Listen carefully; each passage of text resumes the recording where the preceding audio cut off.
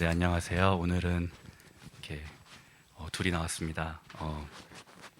저희 강명구 성도와 제가 이제 특송이나 아니면 또 자기들이 이제 듣고 있는 찬양들에 대해서 같이 뭐 공유도 많이 하고 이렇게 얘기도 많이 나누는데 오늘 준비한 이 곡인 먼저 그 나라와 의를 구하라, 이 곡을 서로 되게 기쁜 마음으로 듣고 있고 또 같이 해보면 어떻겠나 이렇게 얘기가 되어서 이렇게 준비를 해보았습니다. 그래서 다들 아시는 찬양이지만은 이 찬양을 이제 저희가 듣고 또 준비하면서 돌아보게 되었던 거는 우리 이전에 계속해서 정말 상황 가운데에서 예수님을 구했던 때들이 시간들이 있었다는 것을 알게 되었고 이제 오직 예수님의 다스림과 나라를 구하는 것, 그리고 이제 육신으로만 사는 것이 아니라 오직 하나님의 말씀으로 사는 것, 그리고 그 다스림을 구하면 찾는 자에게 반드시 주신다는 것이 되게 기쁨으로 많이 다가왔습니다. 그래서 그 기쁨을 나누고자 곡을 준비했습니다. 네, 찬양하겠습니다.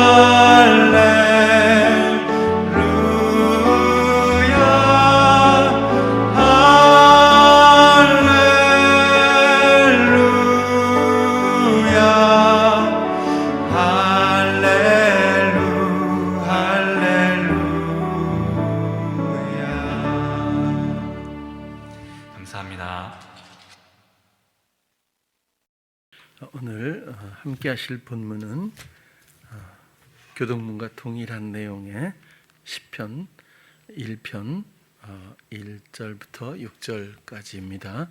복 있는 사람은 악인의 꾀를 쫓지 아니하며 죄인의 길에 서지 아니하며 오만한 자의 자리에 앉지 아니하고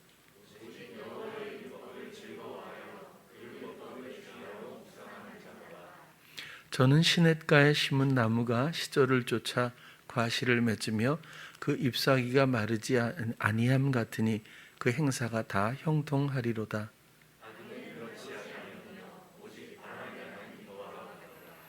그러므로 악인이 심판을 견디지 못하며 죄인이 의인의 회중에 들지 못하리로다.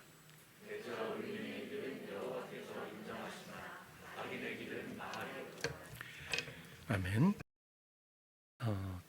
제주도에 가면 절물 휴양림이 있습니다. 아주 인상적인 곳이라고 생각 드는데 그곳에 가면 까마귀들이 굉장히 많아요. 거기를 걷고 있었는데 뒤에는 지긋한 할머니까지는 아니고 지긋한 아주머니들이 뒤따라 오셨어요. 근데 저는 못 봤는데 까마귀가 두 마리가 큰 놈들이 싸우고 있었던가 봐요. 근데 한 아주머니가 그래요. 어머 그러면서 쟤네들 큰 거 봐. 그러더니 그 다음에 하는 말, 쟤네들 저 싸우는 것 좀 봐. 이랬어요. 했더니 그 한 분이 그래요. 부부인가 보지 뭐 이러더라고요. 그때 제가 띵 했어요. 앞에서 이게 뭐지? 그때 생각에 부부 그러면 사랑 떠오르는 게 단어가 행복 뭐 이런 게 떠올라야 되는 따뜻함, 보살핌 이런 게 떠올라야 되는데 그냥 그 농담도 아니고 진지하게 쟤네들 부부인가 보지 뭐 이렇게 얘기를 하는데 부인할 수 없는 씁쓸함이 마음에 있더라고요. 동의 쪽에 한 표를 던질 수밖에 없는 뭐 그렇게까지 싸우는 사람들이 얼마나 있겠어요. 그러나 보면 우리가 기대하고 우리가 정말 그토록 바라고 했던 일들이 그렇게 귀하고 아름답다고 생각하는 부부 관계에서조차 과연 그것이 우리의 생각대로 우리가 행복하기 위해서 결혼을 하는데 또 행복하기 위해서 섬기려고 결혼을 하는데 과연 그 행복이 이루어졌을까? 그런데 엉뚱한 데다 한 표를 던질 수밖에 없는 인생의 모순이 좀 느껴졌다고나 할까요? 어찌 보면 그냥 웃고 넘길 만한 일은 아닌 것 같아요. 인생은 상당히 커다란 모순적 원리에서 돌아가고 있지 않나 그런 생각을 해보고 있어요.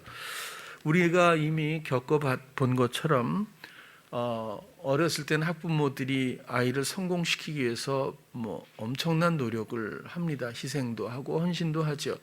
좋은 학교가 처음 목표고 또 뭐 좋은 직장 또 좋은 환경의 배경의 결혼이라든지 또 성공이라고 하는 돈이라든지 그 이외에 얻을 수 있는 많은 세상적인 것들에 대해서 어찌 보면 모두가 그리스도인이든 그렇지 않든 같은 가치관을 가지고 아마 집착하며 살아가는지도 모르겠어요. 그 이유는 단 하나일 겁니다. 행복하기 위해서 내 자녀가 이 세상을 살아가면서 어려움 없이 늘 행복했으면 이라는 마음을 갖고 그런 바람을 가지고 자녀들을 양육하고 있지는 않나라는 생각을 하게 돼요. 그러나 여러분들이 지금까지 지나온 것처럼 좋은 학교 또 뭐 좋은 직장 또 돈을 벌어보고 또 결혼도 해보고 자녀도 낳고 모든 걸 다 해봐도 사실은 처음 그렇게 꿈꿔왔던 기대했던 그대로 그렇게 흘러가지는 않는다는 것. 오히려 그런 것들을 향해 다가가면 다가갈수록 그곳에는 아무것도 없다는 그야말로 세상을 무지개로 비유하는 것이 얼마나 사실적인지 점점 깨닫게 되지 않겠나 그런 생각을 해요. 그렇다면 진정한 행복은 과연 무엇일까? 라는 질문을 다시 한번 원점에서 생각해 보지 않을 수 없겠다. 그래서 오늘 이 구절을 선택을 해 보았습니다. 복 있는 사람은 악인의 꾀를 쫓지 않는다. 근데 복 있는 사람, 이 복이라고 하는 에세르라고 하는 단어는요, 그냥 단순히 복이 아니라 감탄사라고 해요. 얼마나 행복한지 이게 오히려 더 맞는 번역인 것 같아요. 너무 정말 얼마나 많이 이렇게 행복한 사람은 감탄할 정도 감탄사 그런 사람은 악인의 꾀를 쫓지 않는다. 악인 사악하다 죄가 있다 그런 거고요. 그 다음에 꾀는 애차라고 하는 단어가 조언하다라고 하는 단어가 가장 적합하다고 생각이 들어요.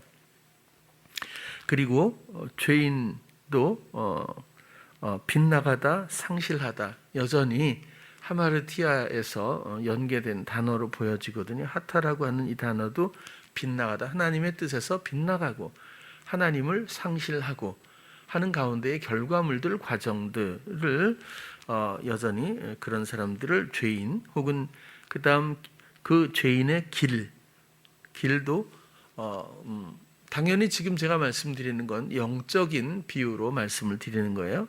이것은 행동 양식, 태도, 대화 그런 겁니다. 죄인의 길에 서지 않는다, 서다 하는 것도 거주하다, 계속하다.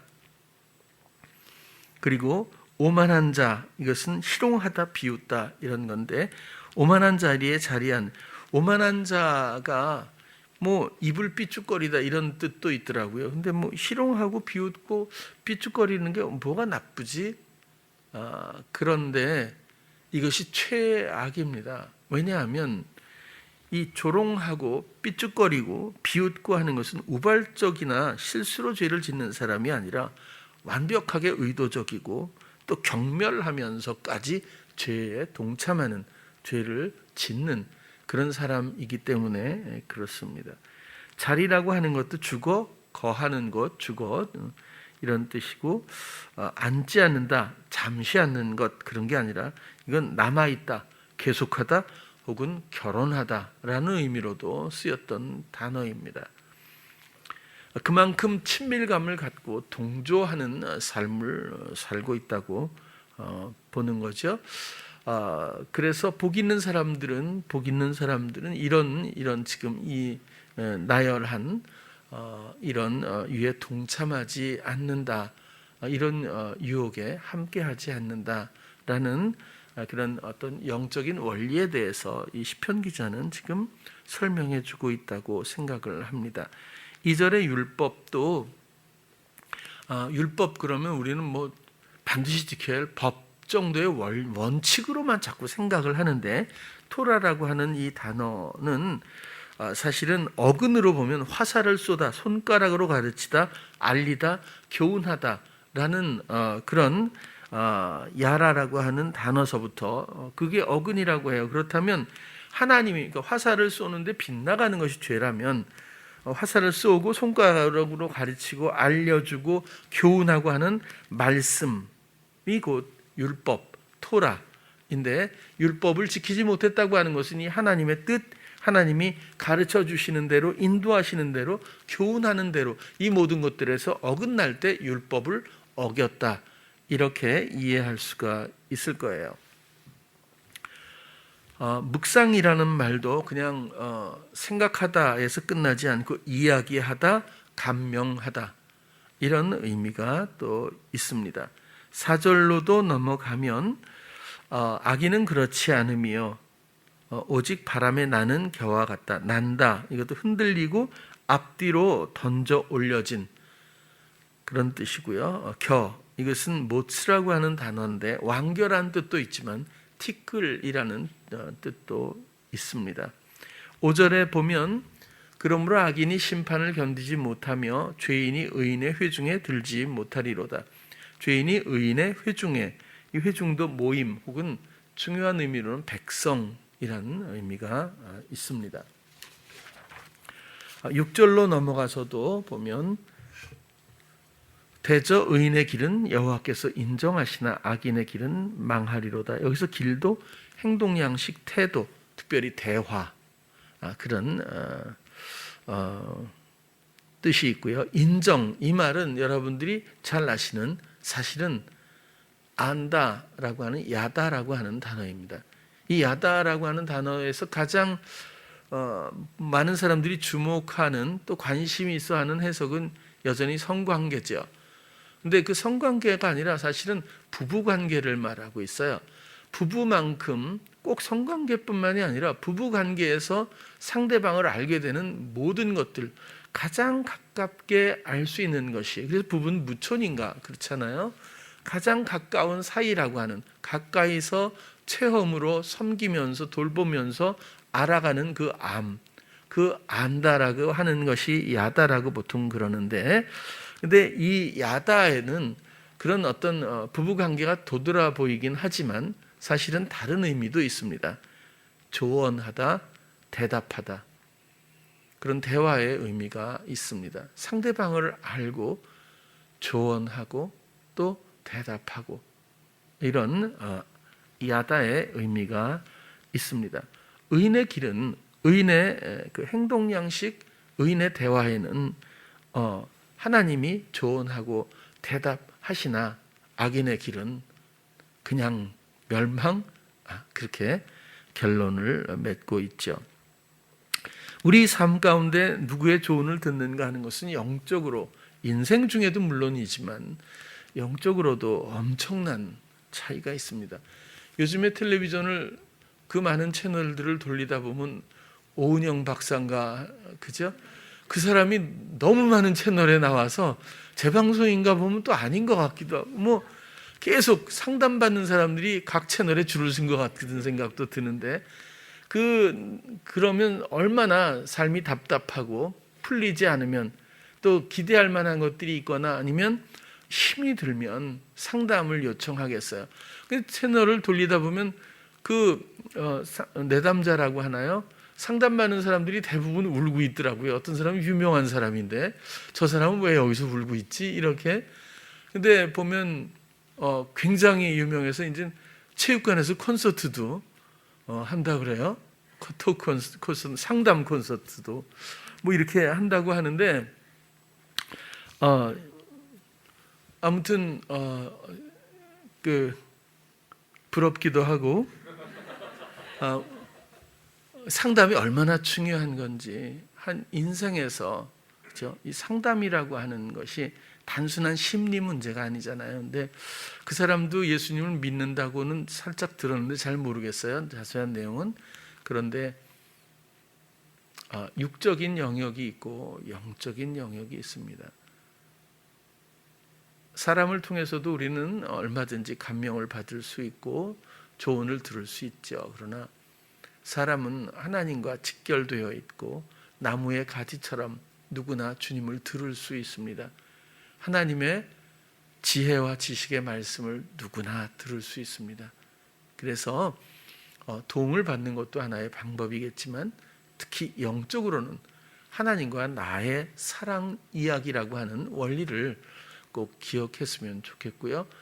여러분 모두가 하나님을 들을 수 있기를 꼭 바랍니다. 하나님,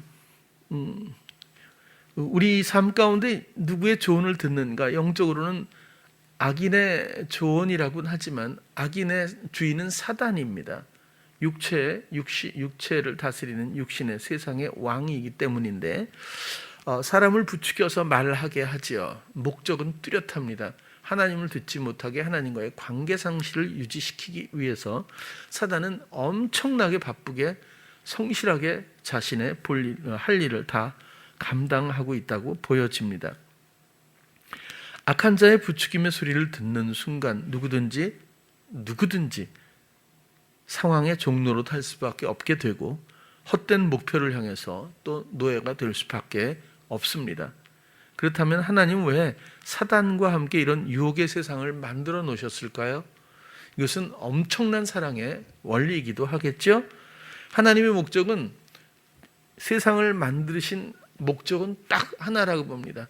우리와 진정한 사랑하기 위해서, 우리를 사랑하셨기 때문에, 대신에 우리의 깨끗한 마음, 하나님만으로 만족하고 하나님 한 분만으로 사랑하고 그 마음 변하지 않고 그 순결한 마음으로 하나님의 시간, 하나님의 모든 기업을 누리면서 영원히 사랑하게 하기 위해서 그 존재로 우리를 지으셨다고 생각합니다.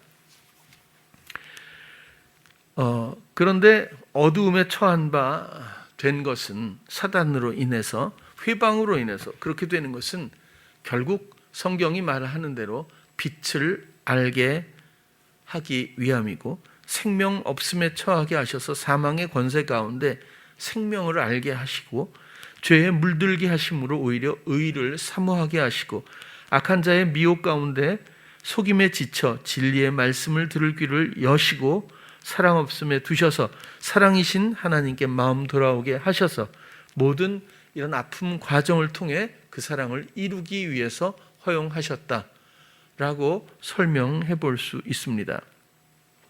그래서 죄의 길에 있든 또 우리가 빗나가 어긋나 있든 또 혹은 어두움에 우리가 노출되어 있든 악한 자의 미혹에 빠져 있든 그 상태, 그 상황만으로 우리의 마음을 빼앗겨서는 안 됩니다. 그런 모든 것들은 동기일 뿐이고 그 동기를 통해서 우리는 진정한 가난 가운데 빛 되신 예수 그리스도를 만나고 사랑에 빠질 수 있습니다. 예수님에 대한 관심조차 없다면 그것은 가난하지 못할 뿐이고 또 미혹에 오히려 동참해서 분별력을 잃었을 때 우리는 주님의 필요를 잘 느끼지 못하는 것 같아요. 그러나 영원히 언제나 그렇지는 않아요. 우리는 반드시 기회가 있고 반드시 허용하시는 동기를 만날 때가 있습니다. 때를 놓치지 않길 바라고 진리의 문, 사랑의 문을 열고 아버지께로 꼭 모두가 모든 인생들이 돌아가야 한다고 봅니다. 그런데 모두가 이렇게 어두움에 처했다가 빛으로 가는가? 저는 참 의아하게 본 대목이 에녹입니다. 왜 이런 걸 기록하셨을까? 사실은 모두가 죄 때문에 일어났고 또 죄를 통해서 의를 알게 되고 하는데 처음부터 아예 그런 전혀 오류 없이 하나님과 동행하고 사랑했다가 하나님이 그를 너무 사랑해서 세상에서 보이지 않게 데려갔다. 이런 경우에 대한 관심이 전 필요하다고 생각이 들었어요. 에녹과 같이 처음부터 마음 빼앗기지 않고 하나님을 사랑하고 동행하는 그런 사람을 우리가 기대한다면 이런 경우는 아마 어렸을 때만이 가능하지 않을까 싶어요. 시기를 놓치면 한 5, 6살만 돼도 벌써 세상 냄새가 물씬 나는 것 같아요. 마음을 많이 빼앗긴 거죠. 우리가 자녀 양육에서 참 늘 말씀드리는 것처럼 옳아 보이지만 주의할 것이 참 많은 것 같아요.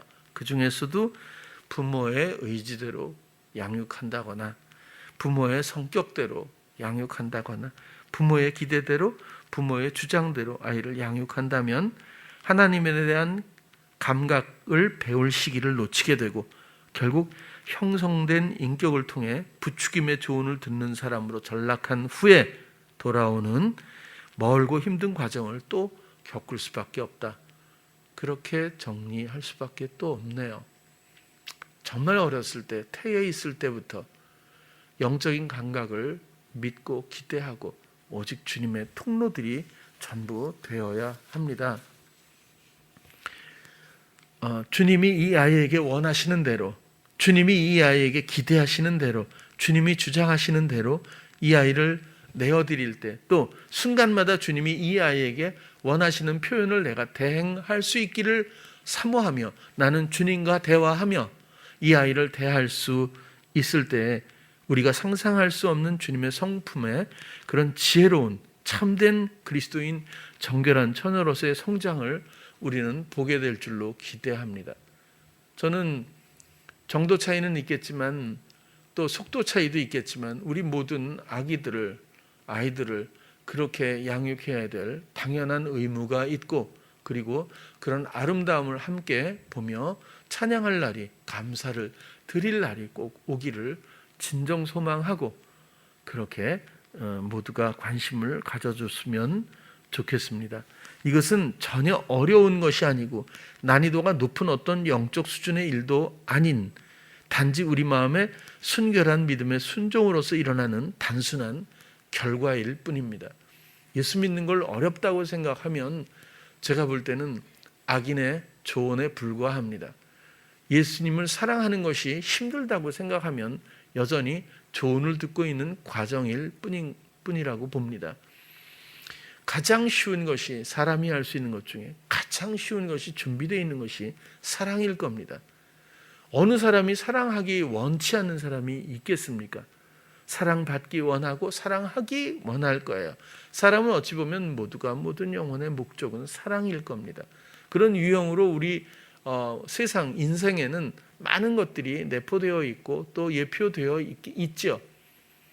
이 모든 것들도 사실은 전부 하나님과의 사랑을 가르치고 있다고 봅니다. 이 비유된 사랑에 머물러서도 안 된다고 보죠.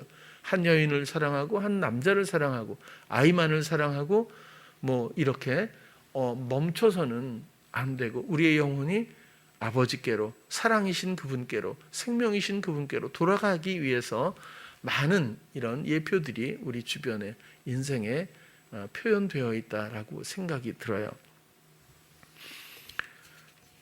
복음은 아시는 것처럼 가난한 사람들의 것입니다. 이건 절대적입니다.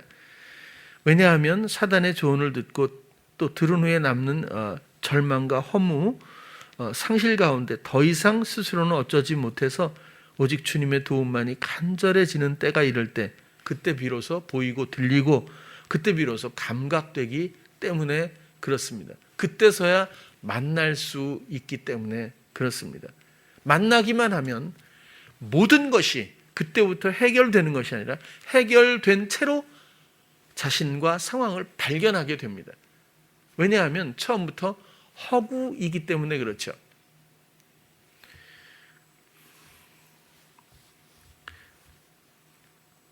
마태복음 5장 3절에도 심령이 가난한 자는 복이 있나니 하나님의 나라가 저희 것이며, 여기서 복도 동일합니다. 마카리오스고 최고의 축복, 최고의 행복, 그런 의미인데, 이것은 영적으로 해석되어 있기로는 하나님 나라에 참여함으로 갖는 기쁨의 행복, 이렇게 되어 있습니다.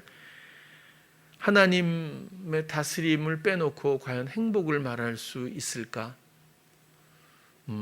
복 있는 사람은 악인의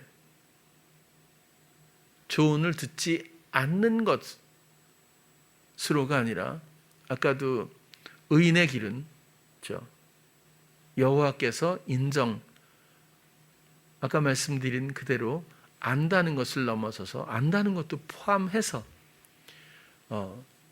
하나님이 우리에게 조언하고 대답하는 그 관계, 너무너무 사랑으로 머리카락도 세실 만큼 우리를 세밀히 아시는 그분께 온전한 믿음의 마음 들여서 그분이 마음껏 우리를 사랑할 수 있도록, 또 우리의 모든 길들을 알려주시는 기쁨이 우리 삶에 충만할 수 있도록, 그런 관계가 결국 행복의 근원이라고 생각을 합니다. 세상에는 행복 같아 보이지만 행복의 본체는 결단코 없습니다. 왜냐하면 이 세상은 어차피 사망으로 모두 끝나기 때문이고, 그때도 우리는 알지 못하며, 혹시 크게 성공한 사람들을 인터뷰한다고 해도 만약에 내가 정말 잘해서 내가 너무 유능하기 때문에 이렇게 됐습니다 라고 말하면 아직도 많이 어리석은 사람이라고 생각이 들어요. 나는 정말 어떻게 내가 이렇게 됐는지 모르겠어요. 자고 일어나니까 이렇게 됐어요. 혹은 내가 너무 운이 좋았던 것 같아요.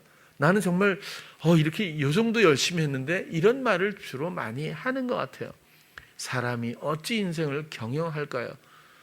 모든 것은 하나님이 허용하신 것, 하나님의 선하심만이 허용되는 것이 아니라 사단의 허용이 역설적으로 대단히 중요한 의미를 가지고 모든 인생 가운데 사단의 역할들을 활용하고 계시는 그런 원리들에 대해서 한번 더 생각했으면 좋겠어요. 그러나 그 악인, 죄인, 다시 말해서 하나님의 뜻에 늘 어긋나고 비껴나가는 것을 의도적으로 가지고 우리를 부추기는 이런 그의 내적인 조언에 계속 기울이게 되면 행복하지 못하다는 걸 오늘 역설적으로 또 시편 1편 시작을 그렇게 해주고 있는 겁니다. 우리는 누구나 행복하기 원해요. 우리는 우리 자녀들이 정말 행복하기를 원해요. 그렇다면 우리는 무엇을 어떻게 해야 되는 걸까요? 여전히 학부모가 되어야 할까요? 여전히 세상에서 뭔가 성취하는 데 시간을 낭비해야 될까요? 아니, 시간은 낭비해도 괜찮은 것 같아요. 마음을 낭비하고 감각이 둔화되고 경화되는 것을 방치해야 될까요? 그런 겁니다. 나는 정말 가난한가?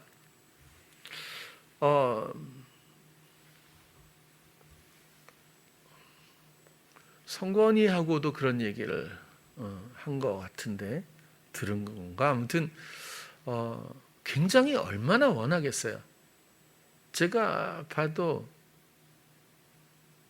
물론 많은 청년을 보진 않았지만 하도 제가 고립돼 있어서, 근데 성건이만큼 착하고 그리고 한 방향에서 주님의 일을 원하는 청년도 아마 보기 드물 거라고 봐요. 오히려 세상에 때도 안 묻었고, 그런데 본인이 잘 안 돼. 그러니까 주님을 아직 잘 못 들어요. 생각이 너무 많은 거. 어려서부터 본인의 생각이 왕성하다 보니까 잘 하려고 하는 생각에 치여서 잘 하는 길로 들어서지를 못하는 거죠. 그만큼 모든 사람들은 사실 생각에 붙들려 있어요. 이 생각이 악한 자의 좋은 루트입니다. 맞는 것 같으니까 듣겠죠. 사기꾼의 얘기를 사기라고 생각하면 누가 들어주겠어요. 맞으니까 하죠. 보이스피싱이 얼마나 어리석습니까? 돈 붙이라는데 막 붙이잖아요. 규현이처럼 막 이렇게 붙여요. 여러 계좌로 나눠서 붙여달라고 해도 다 일일이 전화를 물어가면서 이번엔 신한은행이죠. 또 다 붙여줘요. 얼마나, 그죠? 이걸 맞다고 생각하니까 붙여주지, 얜 보이스피싱인데 내가 그냥 붙여줄게, 이런 법은 없습니다. 우리가 정말 악한 자의 여러 가지 미혹되는 부추김의 소리에 얼마나 분별하고 있는지 정말 냉정하게 우리의 삶의 모습을 돌아봐야 한다, 그런 말씀을 드리고 싶고요. 성건이도 마찬가지죠. 본인은 가난하다고 생각할 거예요. 왜? 아무것도 세상에는 욕심도 없고 그리고 오직 주님만 생각한다고 보고 있기 때문에 본인이 가난하다고 생각할 거예요. 그래서 제가 역으로 물어요. 가난하다는 게 뭐니? 라고 성진이한테 말을 해줬어요. 그랬더니 아무것도 없고 주님만 의지해야 되는 상태, 맞죠? 그럼 주님만 의지해야 생존이 가능할 정도인데, 이 도움이 너무 절실한데 하루 종일 과연 주님을 얼마나 생각이나 하고 살고 있을까? 그런 잣대를 대주면 아마 별로 할 말이 없을 거예요. 주님을 생각해야지 라고 생각하고 살고 있지, 주님과 대화하고 조언을 받고 있는 실질적인 야다의 관계가 형성되어 있는지. 왜? 이것은 그냥 너 와, 이게 안 되고요. 우리가 가야 해요. 우리가 열어드려야 돼요. 우리가 붙들어야 돼요. 우리가 모든 관심을 그분께 내어드려 온 마음을 드려야 비로소 시작되는 일이거든요. 그러면 그 접점이 이루어지는 순간 그분의 기다림의 풍요로움이 바로 내 영혼을 만족해야 합니다.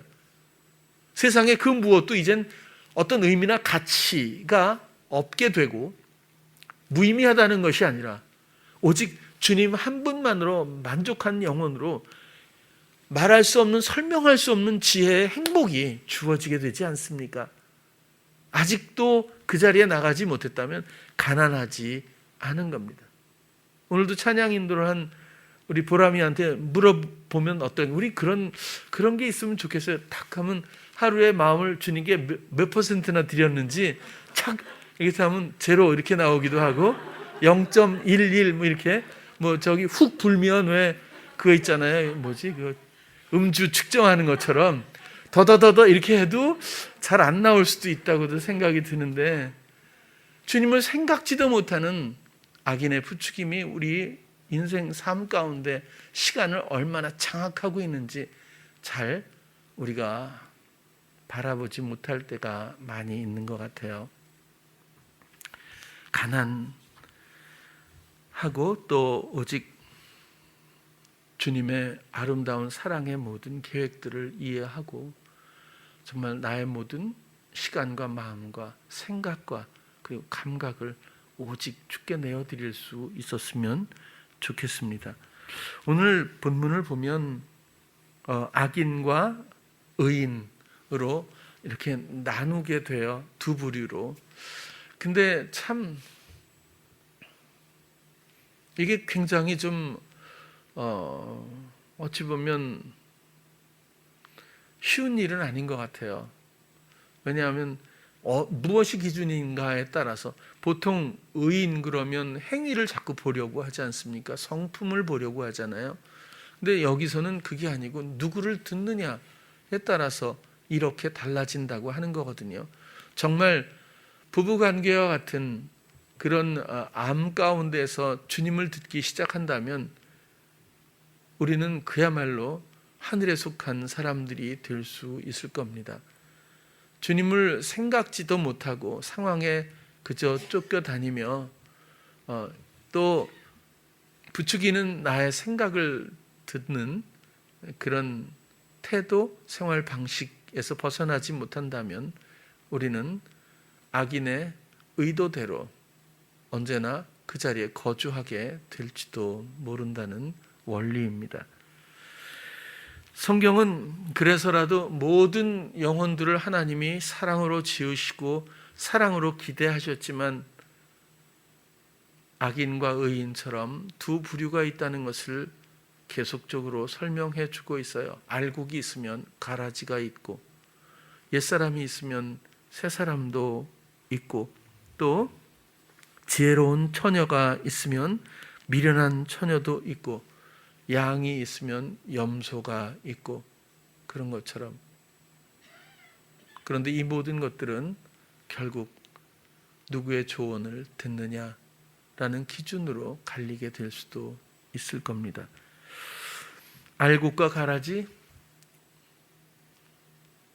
그리스도로 충만한 사람과 아예 그리스도가 없는 사람 마음에 그리스도의 다스림이 충만한 사람과 아예 그 다스림이 없는 사람, 그렇게도 이해할 수 있겠죠. 양과 염소, 이건 순종 문제일 수도 있겠어요. 그렇죠? 순종과 불순종, 지혜로운 처녀와 미련한 처녀, 하나님의 구원의 이 사랑의 사역에 대해서 무관심으로 일관하다가 그만 때를 놓치게 되는 사람들도 있으리라고 생각되고요. 옛사람과 새사람, 속임의 충동에 머물러 있는 사람과 그것을 벗어버리고 오직 그리스도로 옷 입은 그리스도가 사시는 삶에 부합한 새 사람도 분명히 있습니다. 나는 과연 다스림의 행복이 있는가? 나는 주님의 사람인가? 나는 행복한가? 이런 것을 오늘 시편 1편을 통해서 한번 점검해 보았으면 하는 생각으로 말씀을 나누었습니다. 오직 하나님의 다스림만을 사모하고 순종하며 그 사랑에 행복해하는 우리 사랑하는 성도님들, 정말 복된 성도님들 다 되시기를 간절히 축원드립니다. 기도하겠습니다. 사랑의 주님, 우리는 세상에 살면서 많은 행복들을 기대하고 추구해 보기도 했습니다. 그러나 가면 갈수록 또 도달하는 곳곳마다 무지개와 같다고 하는 그 비유를 절감하게 됩니다. 이제는 그 부추김의 소리에서 벗어나서 오직 진실한 내면에 내 안에 그리스도를 듣기를 원합니다.